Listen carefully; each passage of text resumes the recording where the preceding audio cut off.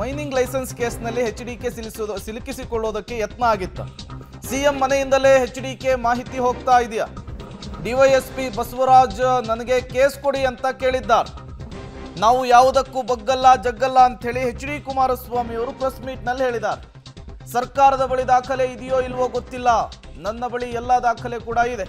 ಸಾಯಿ ವೆಂಕಟೇಶ್ವರ್ ಕೇಸ್ನಲ್ಲಿ ನನ್ನ ಪಾತ್ರವಿಲ್ಲ ಅಂತ ಹೇಳಿ ಎಚ್.ಡಿ. ಕುಮಾರಸ್ವಾಮಿ ಅವರು ಪ್ರೆಸ್ ಮೀಟ್ ನಲ್ಲಿ ಸ್ಪಷ್ಟನೆಯನ್ನು ಕೊಟ್ಟಿದ್ದಾರೆ.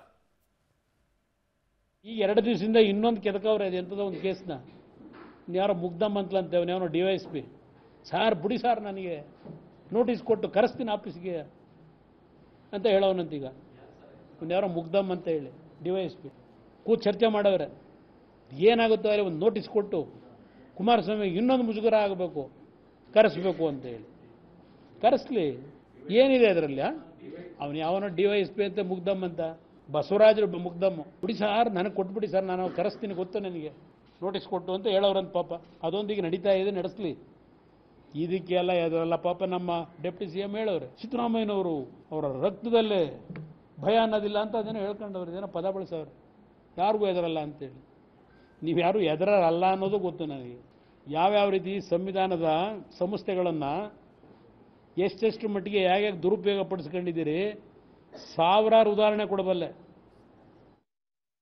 ಇದು ಮಾಜಿ CM ಜೊತೆಗೆ ಕೇಂದ್ರ ಸಚಿವರಾಗಿರುವಂತಹ ಎಚ್.ಡಿ. ಕುಮಾರಸ್ವಾಮಿ ಅವರು ಹೇಳ್ತಾ ಇರುವಂತಹ ವಿಚಾರ.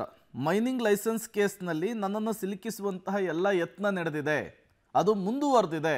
ಹಾಗಾಗಿಯೇ ಇವರು ರಾಜ್ಯಪಾಲರಿಗೆ SIT ಮೂಲಕ ಪತ್ರವನ್ನು ಬರೆಸಿದ್ದಾರೆ ಅನ್ನೋದು ಎಚ್.ಡಿ. ಕುಮಾರಸ್ವಾಮಿ ಅವರ ಆರೋಪ. ಸರ್ಕಾರದ ಬಳಿ ದಾಖಲೆ ಇದೆಯೋ ಇಲ್ವೋ ಗೊತ್ತಿಲ್ಲ, ನನ್ನ ಬಳಿ ಎಲ್ಲದಕ್ಕೂ ಕೂಡ ದಾಖಲೆ ಇದೆ ಅಂತೇಳಿ ಮತ್ತೊಮ್ಮೆ ಎಚ್.ಡಿ. ಕುಮಾರಸ್ವಾಮಿ ಅವರು ಸ್ಪಷ್ಟನೆಯನ್ನು ಕೊಟ್ಟಿದ್ದಾರೆ.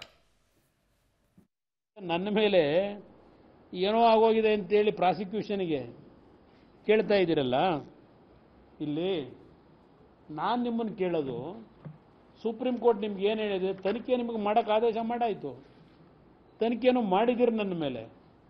ಸುಪ್ರೀಂ ಕೋರ್ಟ್ ಹೇಳಿರೋದೇನು, finally till the matters are finally decided by the honourable Supreme court.